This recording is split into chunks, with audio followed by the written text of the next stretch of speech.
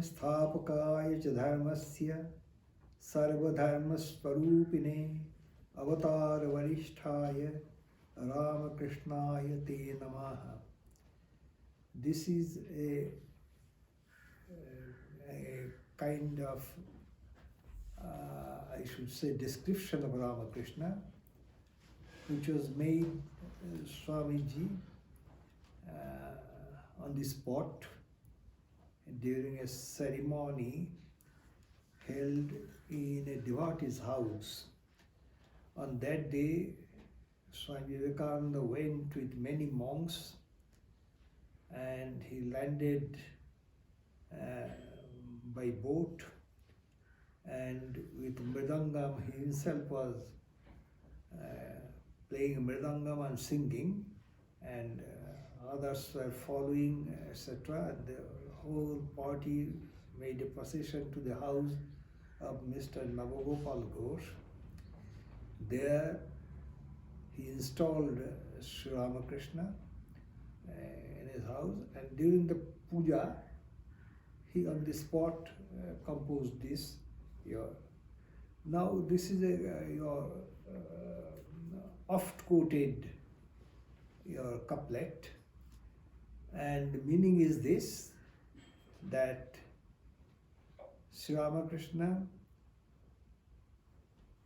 established religion. Sthapakaya cha dharmasya sarva dharma swarupine. He was the embodiment of all religions. And he's saying avatar varishtaya. That means he's the greatest among the avatara. And that Ramakrishna, I salute that Ramakrishna. Normally people think that he is the disciple, so disciples normally glorify their gurus. It is like that. But Swamiji in many lectures actually give the reasons why he considers Ramakrishna as avatar varishta. He says in a letter that Buddha and Jesus, they are monotonous. That means they speak in the same vein, etc. Whereas in Ramakrishna, you find a different spiritual moods. This is one thing. Another thing is this, that his renunciation was extreme. It is not only that he renounced your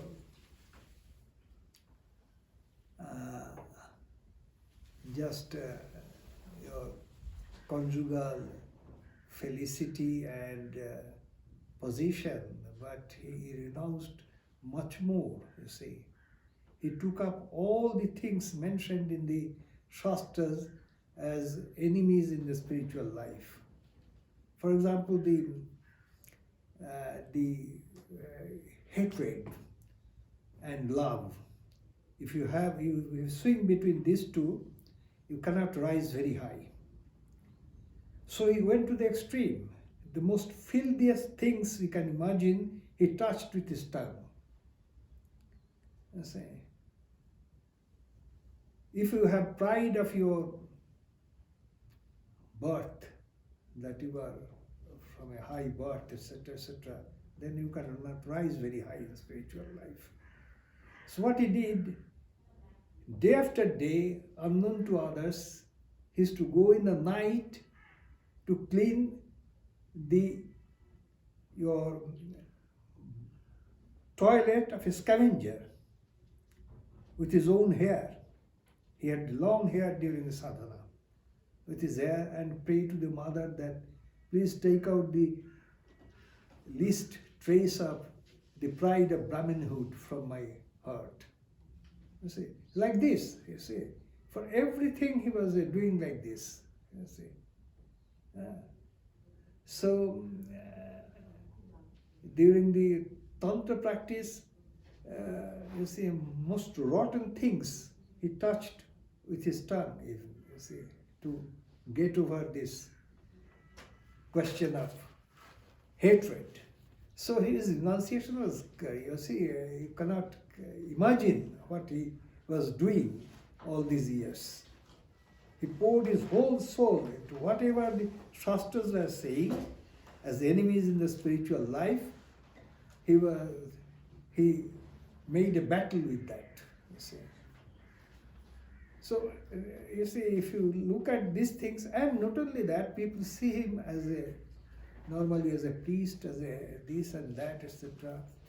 But when Naren appeared before him, he recognized that he has followed the path of Advaita, even in his past life.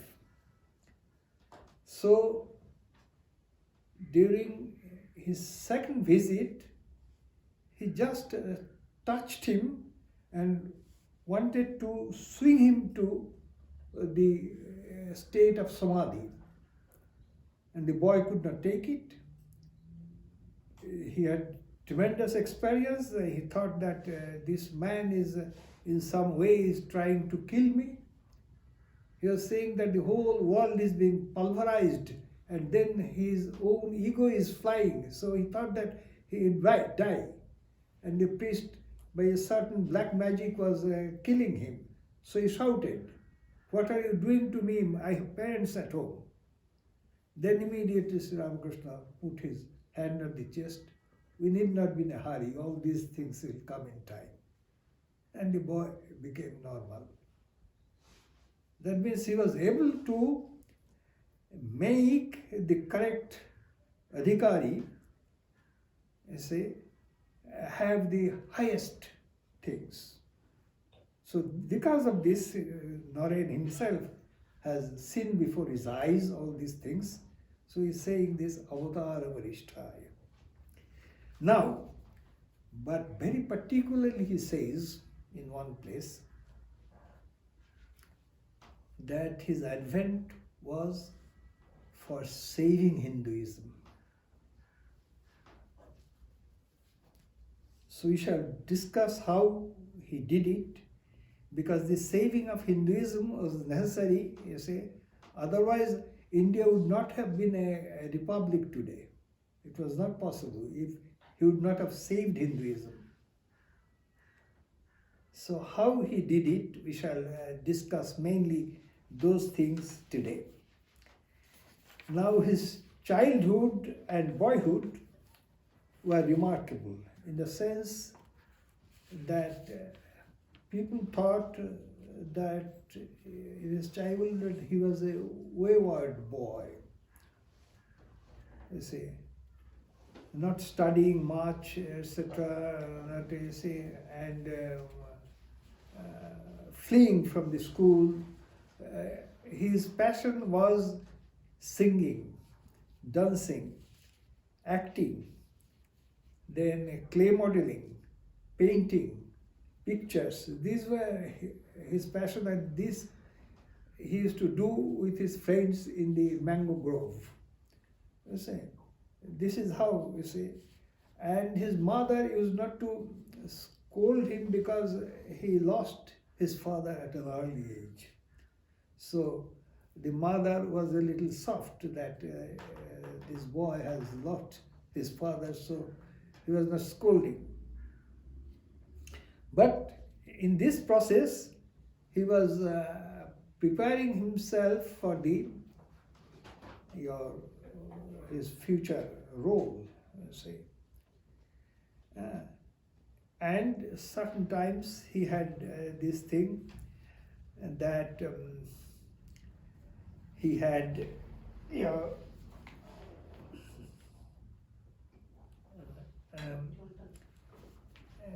this state of samadhi. First came out, you see, he was about 6 years old. He was enjoying some puffed rice tucked in his dhoti, and was moving away, moving across a meadow. And then there's a dark cumulus cloud in the sky. Against that, you see these cranes, white cranes were flying. This contrast, you see, enchanted him, and he was so much engrossed in it that he had an experience of samadhi. He fell down unconscious. People thought that this was a diseased boy, etc., etc. Then 2 years later, he was 8 years old, and then in the village there is this theater during the whole night time. They do it, they call it yatra. So this yatra was being held, and unfortunately the boy who was supposed to play the role of Shiva fell sick. So they summoned Godai, what his childhood name, short for Godadhar, and as he went to the stage, he was so much meditating on Shiva that he became immobile. You see, and lost to the outer world. So the yatra could not be held. He was carried home, etc. This was his second experience of samadhi. He was just 8 years old, you see. Then he was about 11, 12.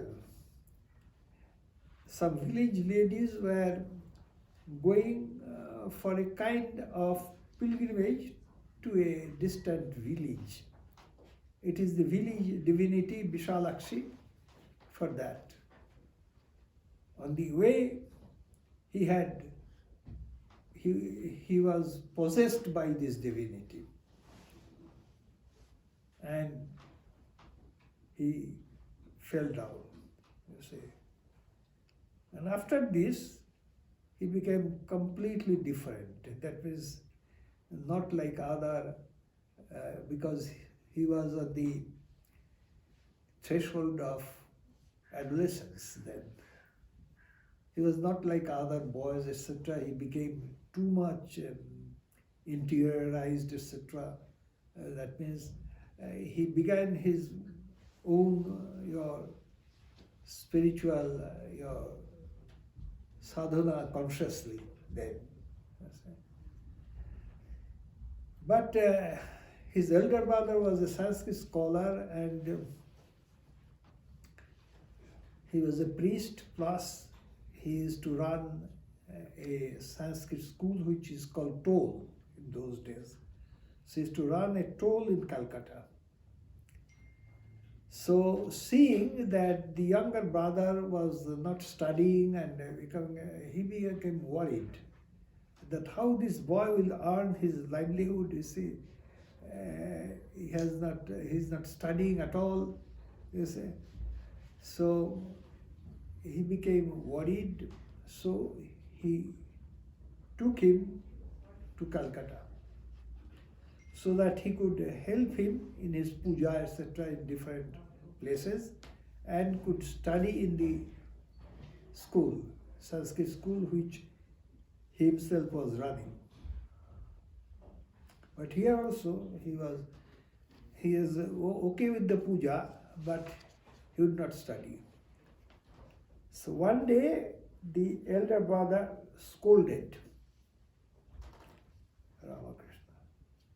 Ramakrishna said, remarked, very sharp remark it was, that I am not interested in that kind of education which makes a man fit to bundle up rice and banana. This was his reply, you see. That means he was determined, and he had already set his goal in life. So the elder brother say that it is a hopeless case, you see. he would not. Then I shall not go into this detail, this because this is a long story then. His elder brother was instrumental in giving kind of permission according to the Shastras to Rani Rashmani, who had built a big temple complex. Now, being of low caste, no Brahmin would come to the temple to worship.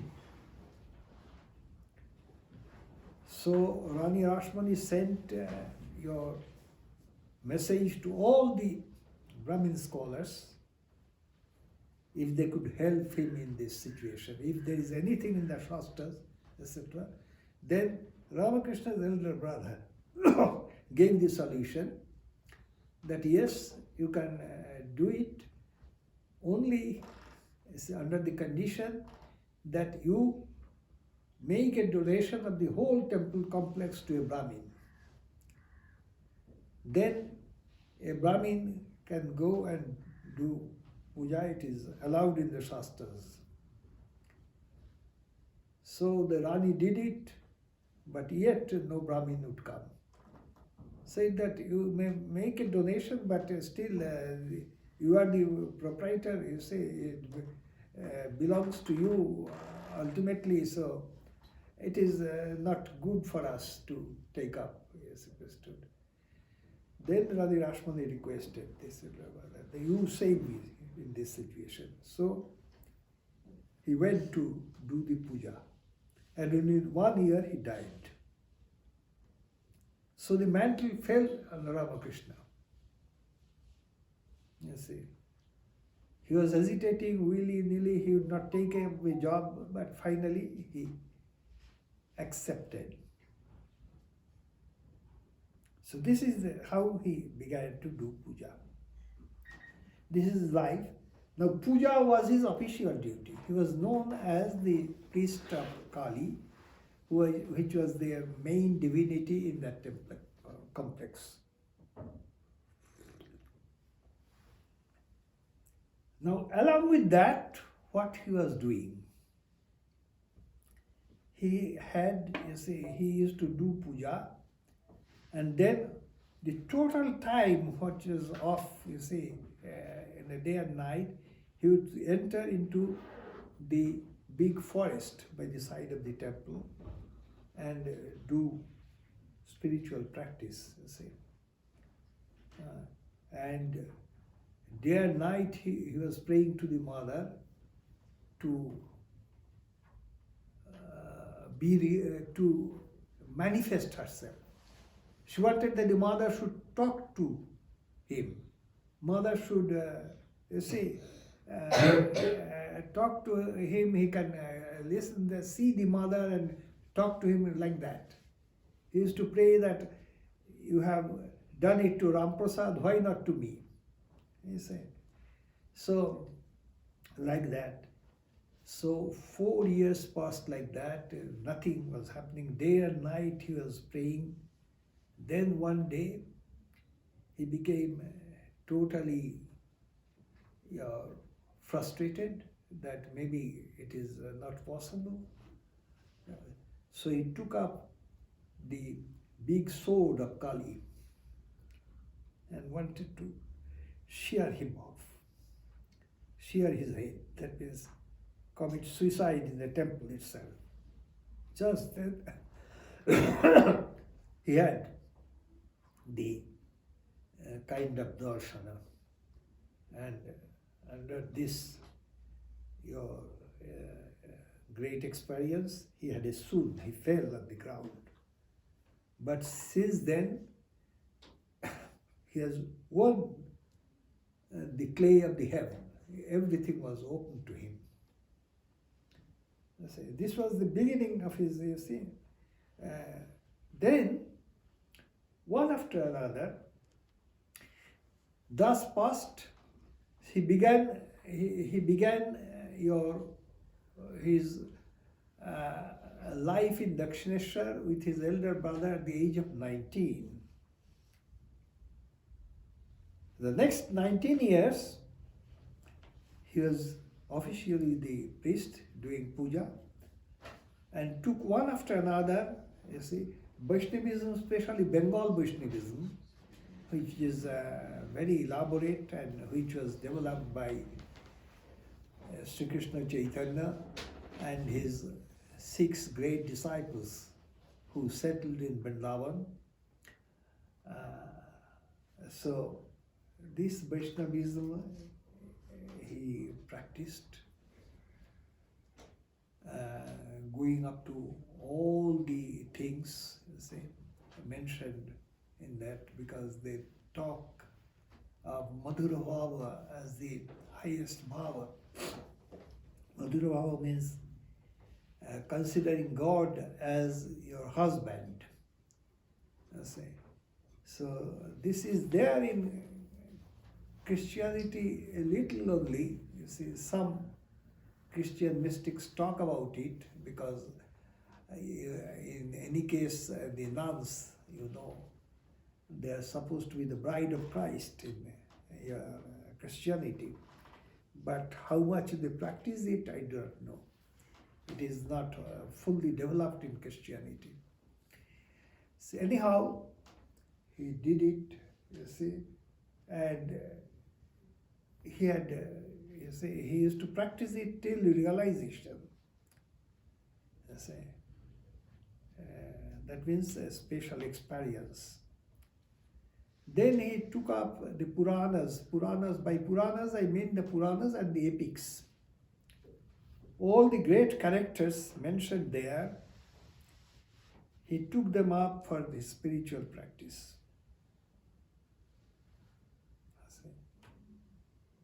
Rama is exalted, Sita is exalted. So he, day after day, he meditated upon them till he got realization. That means God appeared to them in that form. You see. The particularity with this thing that he saw Sita not in meditation. He was ordinarily sitting on the bank of the Ganges when he saw Sita. He was seeing all the things along with that Sita. So he took Hanuman, because Hanuman is a model of what they say in our Shastras, Dasya Bhava. Taking up God as your master and you are the servant. So this is the model, is this Hanuman. So he took up Hanuman, you see, and was completely meditating so much on the Hanuman and imitating the Hanuman that he himself, for a time being, became that animal. You see. He took up other characters like Krishna, like Radha, you see, and all these things, the Puranas. Then, fortunately for him, he was about 25 years old when a nun appeared there in Dakshineshwar. He was an extraordinary nun, very scholarly, and a great master in the tantric literature. So under her guidance, he practiced for a length of it is a very long time, according to the standard of Sri Ramakrishna, almost 2.5 years. All the rituals mentioned in 64 different books that were one by one practiced. See. But during this tantric practice, he avoided two things: consumption of wine and having real sex. He avoided these things and had innumerable visions during this time. Normally, you do not have these visions otherwise, you see. For example, once Swami Vivekananda said that in the meditation he is seeing a very lively triangle which is appearing before him, and he listened to him. He said that you had the vision of the cosmic womb. I had this vision during my tantric practice, you see. So these are very rare things, you see. So he said that from that womb, thousands of universes are coming out. You read in Ramprasad songs, Mai Rudare Brahmanda Bhanda Prakanda Tajanukamun. Both the universe and this your microcosm Bhanda. Mai Rudare Brahmanda Bhanda Prakanda Tajanukamun. So both the microcosm and the macrocosm is in the womb of the mother. So Ramakrishna saw these things. See, then again, you see, one day a naked sannyasi from Haryana appeared in the ghat of Dakshineshwar. He looked at Ramakrishna seated there in the ghat and told him that you seem to be a very good recipient of Vedanta. Would you learn Vedanta of me? Ramakrishna replied, I do not know, I have to ask my mother. So the monks thought that he was talking of his biological mother. He said, okay, ask your mother. Ramakrishna went to the temple, asked the mother. Mother said, yes, learn of him. He has come here to teach you. So he accepted. So for 3 days he was teaching him, and then he asked him, now meditate according to what I have taught you.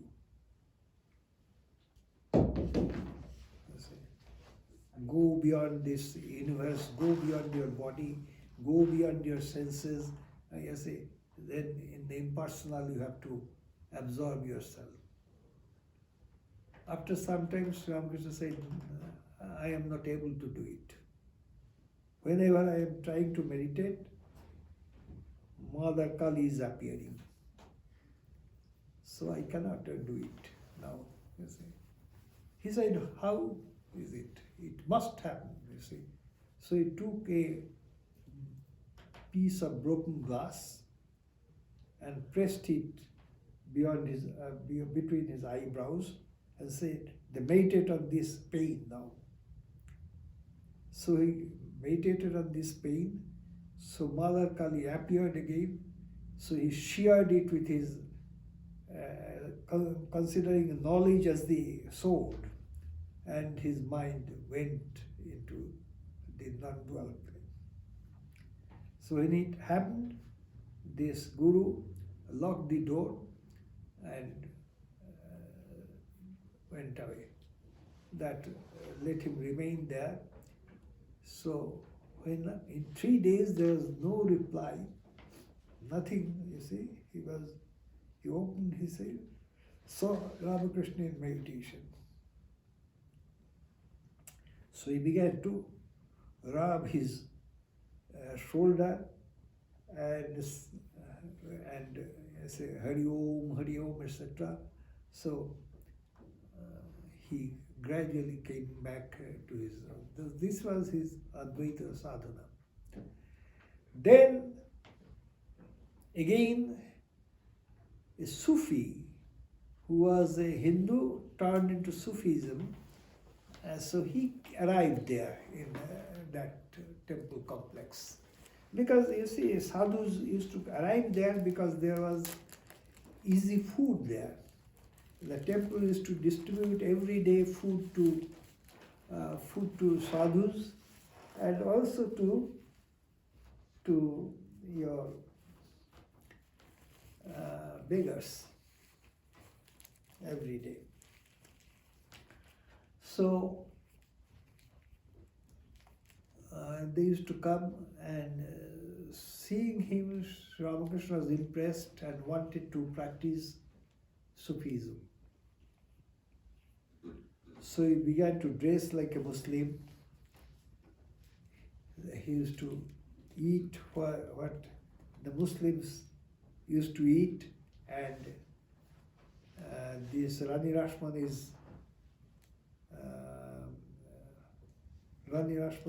son-in-law, who was actually kind of manager of the temple complex, he engaged a Brahmin who would cook according to the Muslim way, and he used to practice, and he used to, that means he completely, imitating this whole soul, a Sufi, and these mantras, Sufi mantra, etc.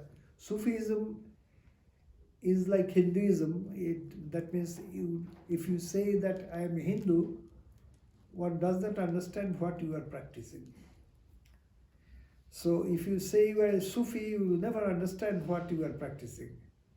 You must know what is the branch of Sufism, because it is so much varied, Sufism. So he practiced according to this man, and then had realization, that his mind went to the level of Saguna Brahman. From there it was catapulted to Nirguna Brahman. According to, so he was satisfied with this. Then Christianity, he tumbled into it accidentally.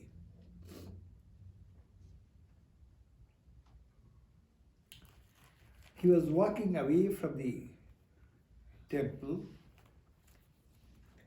and passing by the estate of Mr. Jagannath Malik, who had a big mansion there, and it was his garden house. The caretaker of the house invited him to please enter into the house itself. There in the house, he saw a huge Madonna, of which the replica is there in the corner.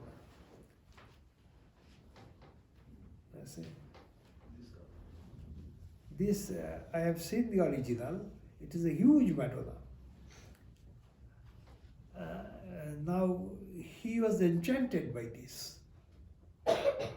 So, since he has meditated on Yashoda and Krishna, etc., etc., so it was easy for him to meditate upon the Madonna. You see, he was enchanted and was looking at it with intensity. Christ came down from the Madonna and embraced him. His whole mind changed. He went back to the temple, and for 3 days he shut himself up in his room, meditating upon Christ.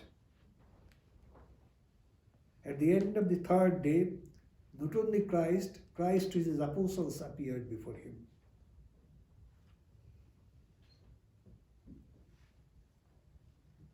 And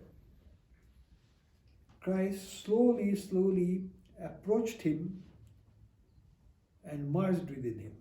This was such a strong vision that years later he would ask his disciples that does the Bible mention how Christ looked like?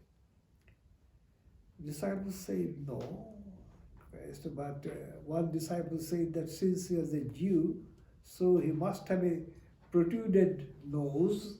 From where he got this news, I don't know, because I know many Jews who do not have protruded nose. Must have protruded nose and must be a fair complexion. Sri Ramakrishna said, but I have seen him, his nose was a little flat.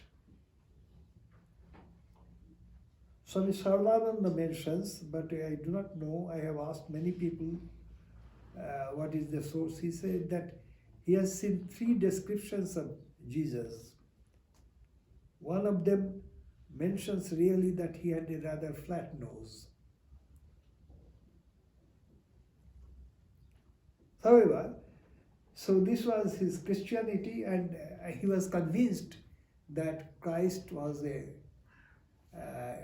incarnation of God.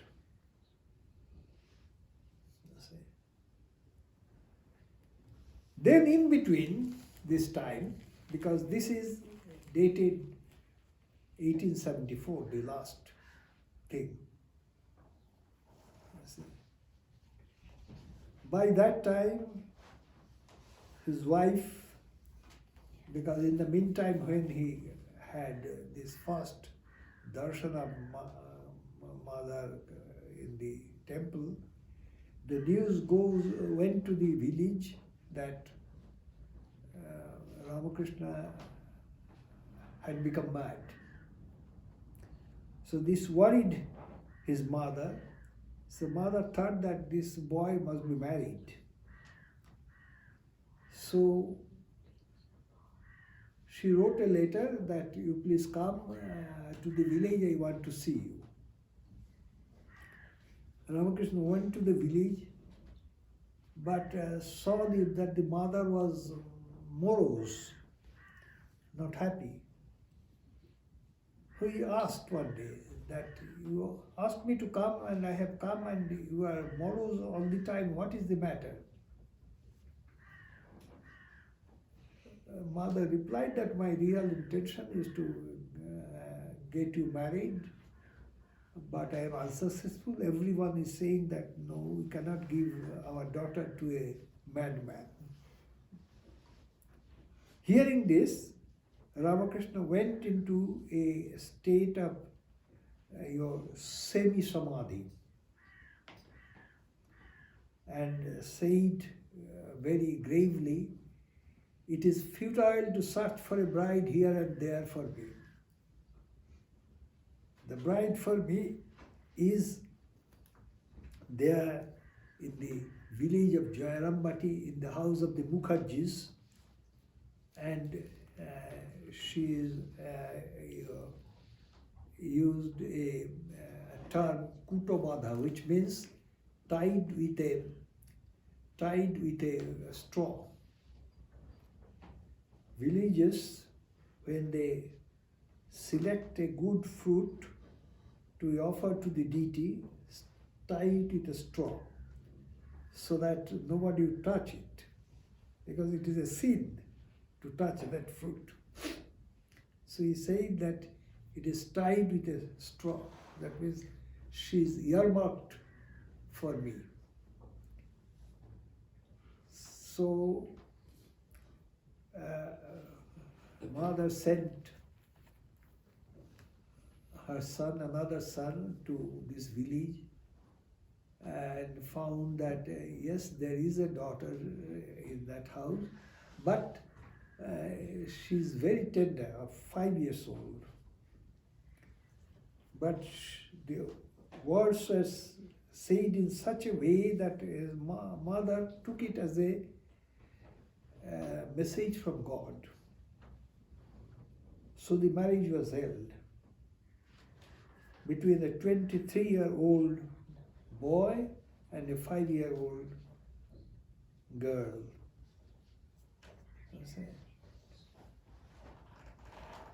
So after this marriage, your Ramakrishna came back to Dakshineshwar and forgot everything about this and plunged himself into the sadhana. So marriage was held somewhere around 59.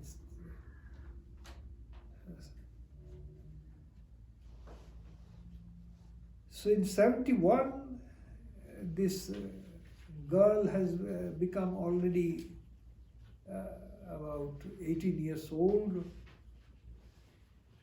and she was worried because the news was always that Ramakrishna is totally mad. So, and she used to be pitied by the whole villagers. This girl has been married to a madman, you see.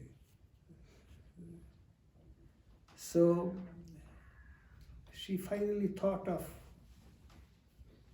going to Dakshineshwar to see if Ramakrishna had become mad. It was her duty to nurse him, etc. So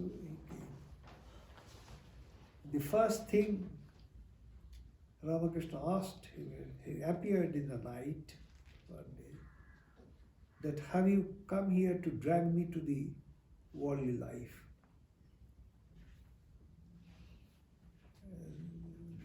Saraladevi replied, no, I have come here to help you and to learn of you.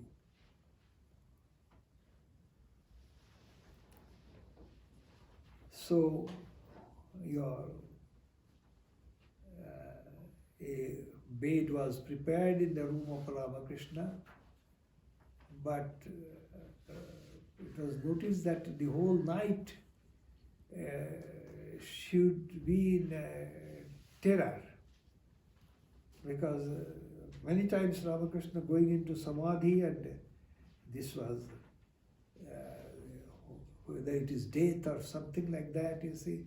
One day she even got up and called the nephew to see what has happened, etc.